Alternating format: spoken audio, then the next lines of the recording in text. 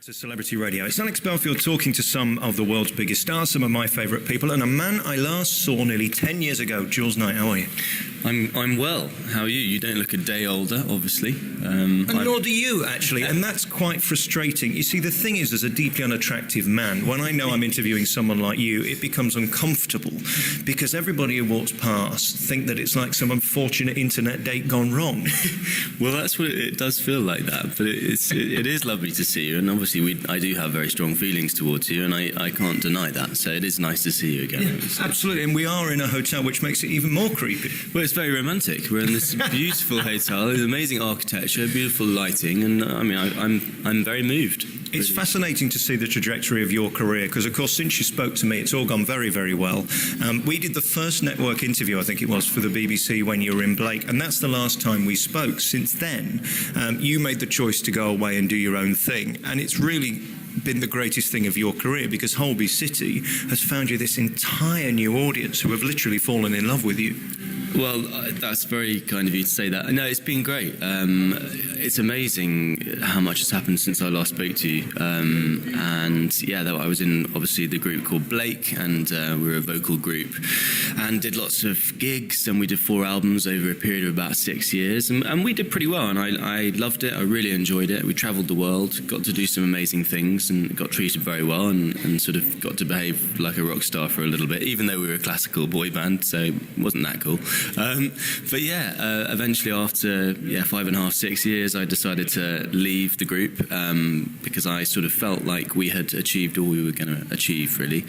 And I said goodbye to the boys, and I was very, very lucky to get a job as Harry Tressler on Holby City. And it was really great to be able to make the jump from essentially from a music career into an acting career. I mean, I trained to be an actor before, so actually that was my first ambition, really, to be an actor, and the singing just sort of happened, so I went with it. But eventually I managed to get there, and have done 2 really great years on Holby City, and loved every minute of it. And now I've left Holby, obviously, and I'm doing a solo album. So the solo album's out April 20th, so it's a bit of a diversion from acting again. The Holby thing was interesting because it made you not only an entity in your own right, opposed to part of a boy band, it made you, a nice bit of trouser for the ladies. And when I Googled you today, all these pictures come up, and it seems like you have fans from sort of 16 to 65. It's incredible what that show's done for you. And to leave it now to do this album seems perfect timing because they'll all come with you, won't they? When you say you've been Googling me and you found pictures, what kind of pictures? I'm a bit worried. Well, you're right. A caveat to that was I was on the train prepping the interview, so it wasn't in the creepy sort of 2 a.m. slot or anything like that. Have you Googled yourself recently? I couldn't possibly comment. Of course I have. Yeah, I have. And thankfully there are no naked photos there, so that's good. I'm winning on that front, although, we never know what's going to happen in the future.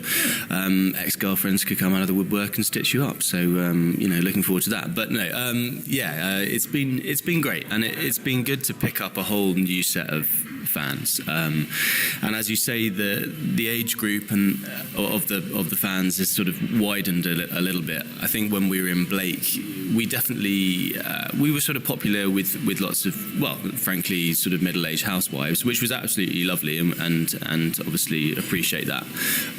But yeah, it's been interesting to see with Holby lots of younger people coming on board, and when I look at my Twitter feed, and there are lots of sort of young girls between the ages of 10 and 18, so it's been good. Lots of new fans on board, which is great, and it's really good. I think when you have a career which you can build a different fan base, and it's a sort of a slow process. One of the questions I was going to ask you at the end is, what are you? Are you a singer or an actor? I'm guessing you've got to be a singer first, haven't you? Because that's what you started doing. Well, I guess I sometimes ask myself that question, and I don't really know the answer. And I sort of don't really want to say I'm a singer or an actor.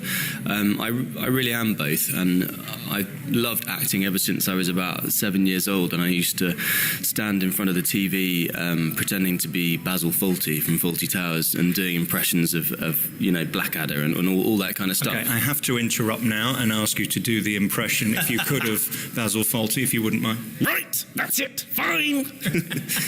that kind of thing. I'm not gonna. I'll give you that. Alex, we're in a hotel. You know, there are people around here. Security have been called. So people are looking at me funnily. Okay, right.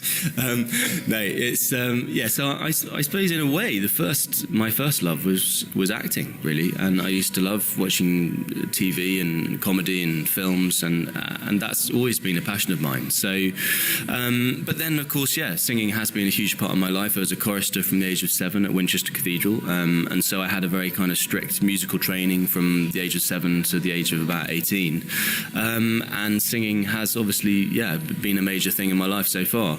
So it's both, really. What's that life like as a choir boy? It doesn't sound a great deal of fun. It sounds like an awful lot of discipline. Have I got that wrong? No, it's true. It was pretty strict. I suppose I feel a little hard done by, because I feel like I was sort of working from a very young age, and yeah, I was at boarding school, and, you know, not to kind of play the violin, but I did wake up at school on Christmas Day for 6 years, and all the other kids had gone home 2 weeks earlier, and all the choristers had to stay on to sing all the services in the cathedral up until Christmas Day, and then on Christmas Day I went home and I opened my stocking in the car on the way home, which is about a 2.5 hour drive. So, yeah, it was pretty hardcore, but on the other hand, we were very lucky. You know, I went to Brazil when I was 9, and we toured South America and Australia and America by the time I was 12.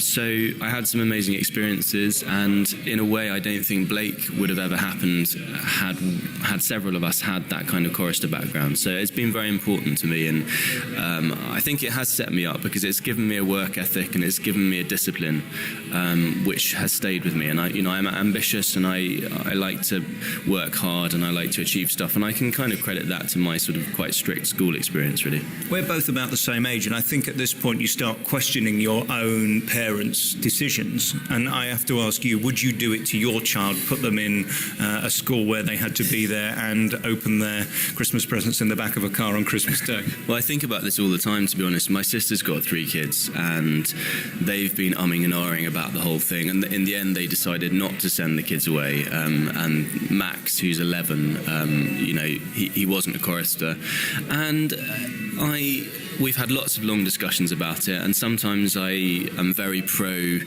kids being allowed to be kids and having more time to be young and play and do the things that kids really should be doing, and maybe they shouldn't be at boarding school and they should be at home and developing a strong relationship with their parents.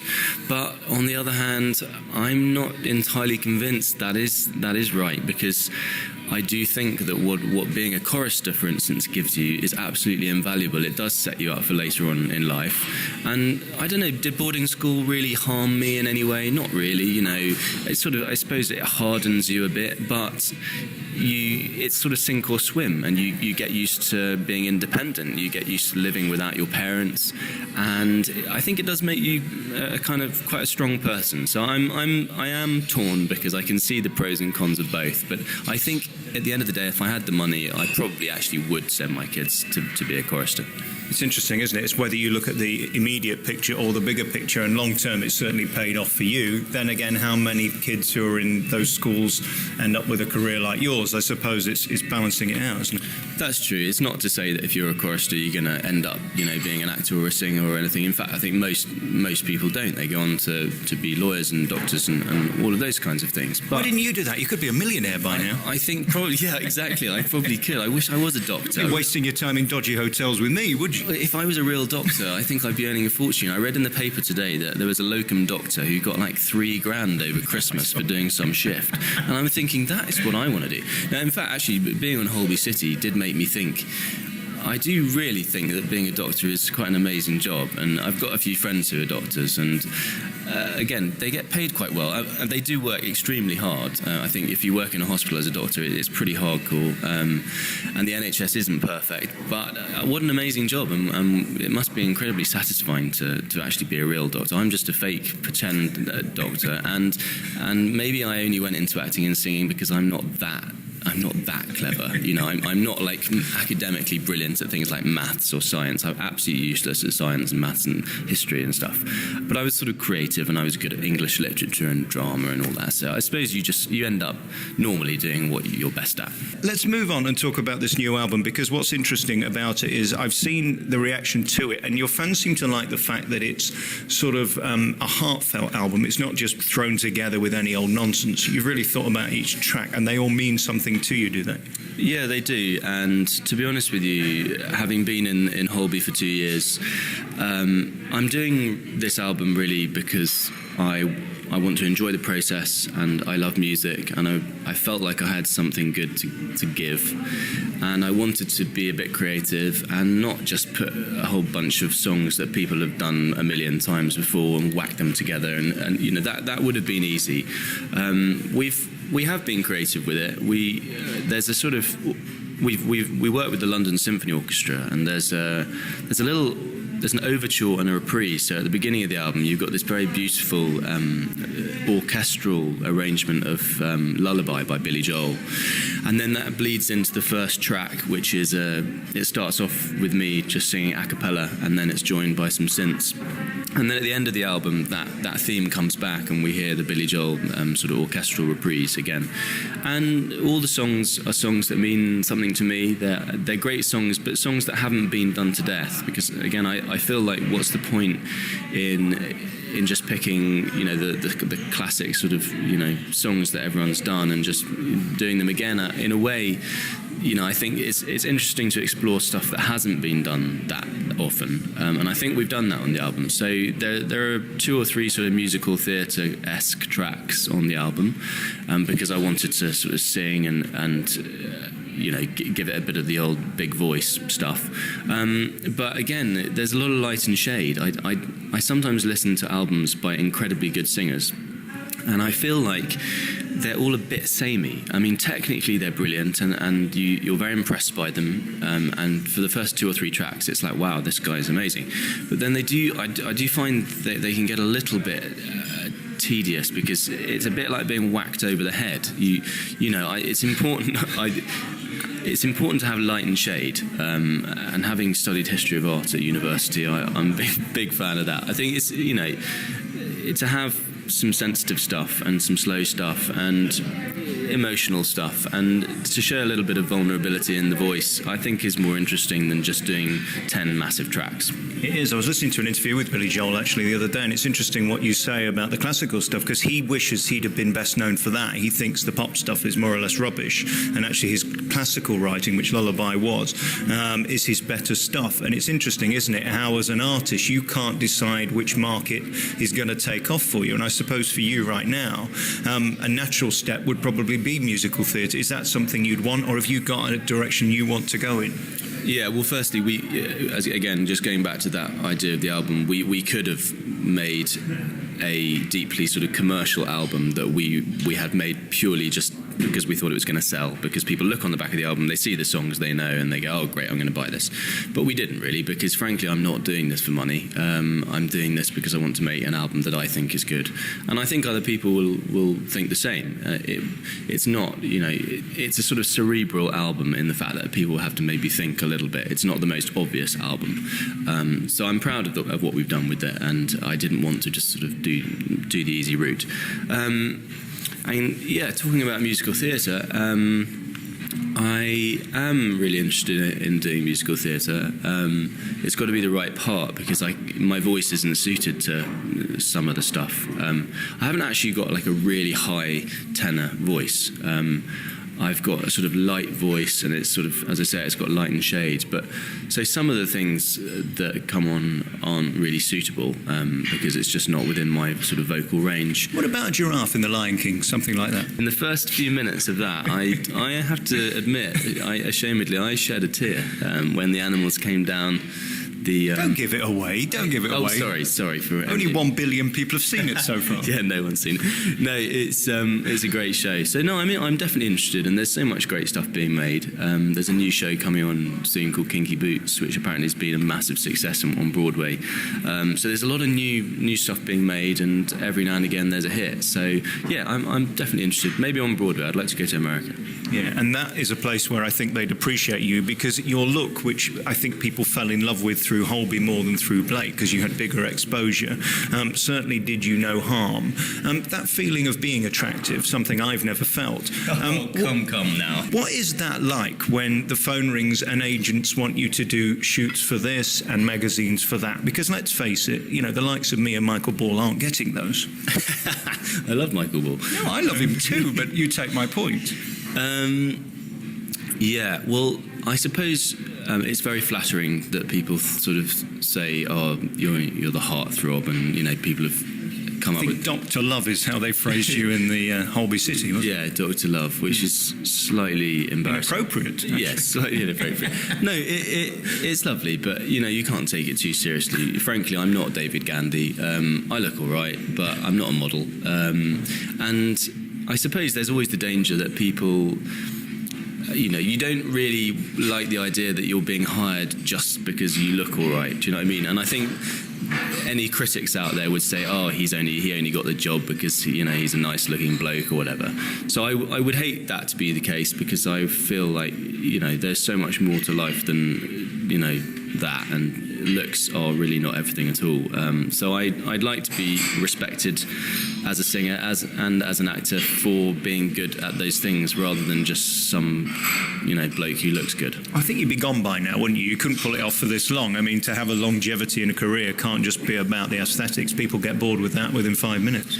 Yeah, I guess they do. So I'm sort of hoping that I have some talent there somewhere, and it's always that slight insecurity. You're thinking, "Oh God, I hope I'm not getting this job just because they think I'm the eye candy or whatever." And you do get the odd comment on Twitter, and there's the odd sort of negative connotation like that, and I don't know, you just roll with the punches. I think if that's the most negative thing people are saying about you on Twitter, you're doing pretty well, to be perfectly honest. Yeah, I can't really complain. No, can I? I wouldn't worry about that. So the album's going to be out when, and what's the project? The new way of people and artists like yourselves getting an album made is through the fans. It's as simple as that. Record companies are not investing like they used to. In fact, there aren't any record companies left to invest. So your fans have literally made this possible. Is that right? Yeah, Pledge Music is a website. I guess it's been going a few years now, but people are starting to learn about it, and I think it's quite a good way of doing it nowadays, because it does connect you to the people who are actually buying the album. And I've always sort of said there's this sort of disconnect normally. If you're with a major label, you have this big marketing budget, you have TV ads, you make an album, you don't have much creative control, and you basically whack it on TV, you do all the TV interviews and performances and radio stuff, and you hope that the fans are going to go, "Oh, who are these guys?" or "Who's this guy?" and they're going to buy the product. Pledge is a little bit different. Pledge is it's a sort of modern day way of becoming more connected with the fans, and so you basically allow people who pledge behind the scenes access. So you do lots of video diaries, you do updates, you post photos of the album making process. How much access do they actually get? Well, it depends how much they pay, Alex. They get to be a little bit more connected to you, and they feel closer to the whole process. They feel like they're actually learning about how you make an album, and they're sort of hearing about your feelings and emotions during that whole process. And it is a bit, it can be a bit of a roller coaster of emotions, because it's quite a stressful thing making an album. And do you mind giving that much of yourself? I don't mind so much. I mean, I think it is a nice way of giving the fans a glimpse of the reality of what it takes to make an album, and how it's not always easy. I mean, for instance, I was ill for 3.5 weeks in the middle of making this album, and it was stressful, and I was a bit down, and I was a bit pissed off, and it was tricky. So the few of my updates were like, wow, this is pretty unfortunate, and I'm making an album, and the time's ticking, and the money is being spent, and it was stressful. And I hope that allowed the fans to sort of see a glimpse of the real me, and get to know me a little bit better. And of course it does, works for the artist, because in return for this access, the fans are pledging for things like, let's say, afternoon tea, or personal training session or whatever, and that in turn, the money that they're paying for that is in turn helping to fund the album making process. So I think it's a sort of give and take thing, and it works both ways. So when you don't sound like you in the morning and you've got a concert or you've got to go into the studio and record something, what do you do? I imagine that's the most terrifying thing in the world, that your throat's not there, the voice is gone, and you've still got to do it. Yeah, I mean, to be honest, it was bad enough when I was in Blake, and there were three other guys who, in a way, they can sort of cover in a concert situation. If one person's feeling a bit dodgy, you know, you're going to be okay. You can. There are various ways of covering that with three other vocals. But as a solo artist, I've already noticed that the pressure is much higher. It's just you. If you have a bad voice, you know, I had sinusitis. I had this cold and it turned into sinusitis, and I realised, I tried singing and I was like, oh God, it sounds terrible, because of course, you know, your sinuses are where you make a lot of the sound when you're singing. And I was thinking, what the hell am I going to do? I mean, it's just me, and money is being spent, and studio time is being booked, and musicians are being booked, and so, you know, it is tricky. And I now understand why artists take out big insurance when they do concerts and when they do tours, because if you're ill, there's actually nothing you can do about it. If you can't sing, you can't sing, and sometimes singing makes it even worse. So you just literally have to stop and you have to rest. So yeah, I have noticed there's a big difference in the pressure stakes. And as to whether I'll go on to do live gigs, I'm not sure really. It depends if people buy the album. If they buy the album, then there's obviously a market for it, and we'll go out there and we'll do some gigs. And if they don't, then I'll go and do something else. Listen, it's always nice seeing you, and we wish you all the best. So the new album, let's do the big plug then, is called Change of Heart. It's going to be out when? April 20th, and it's definitely on Amazon. You can get it on the website pledgemusic.com/Jules Knight, and I think it'll be in HMV and a few other places as well. This album is for people who love music. There is quite a lot of variation on it. It's a sort of journey through musical genres, and so if you like musical theatre, there are 2 or 3 tracks that will definitely appeal to you, and if you like stuff like Billy Joel, Peter Gabriel, and you know, that kind of soft poppy type vibe, then there's some of that there as well. So I think if you like music and you have an open mind and you like singing, then you should like the album. For you, is this the dream now? I mean, you've obviously made it with Blake in the boy band. That was the success for what it was, 4 albums, top of the charts, and then a Holby. Well, it doesn't get much bigger than that for the huge demographic of people. I mean, it's not bad at 33 to have achieved what you have. Is it terrifying to think you've probably got that again in your career to go? Because you can't stop now, can you? No, I mean, I feel like I've done pretty well, and I'm very thankful for all the opportunities that I've had, and it's great to also have been able to do not just one thing, not just singing, but also to be doing acting as well, and not everyone gets the opportunity to do that, so I'm very thankful for that. But you know, I look at people like Eddie Redmayne, and he's younger than me, and he's just won an Oscar, so I haven't done that well. You know, there's always more to go, and I think as long as you enjoy the process, and as long as you're, you know, passionate about what you do, and you know, you feel like you're doing the right job and you're not doing it because of money, or you're not doing it for the wrong reasons, then it's all good. So I'm just going to carry on trying to have fun and trying to do the best that I can. Good luck with everything. I think it's going to be a huge year for you. Your brand new album is available now on Amazon. Change of Heart is the album. Jules Knight, good to talk to you. Really great to see you. Thanks a lot.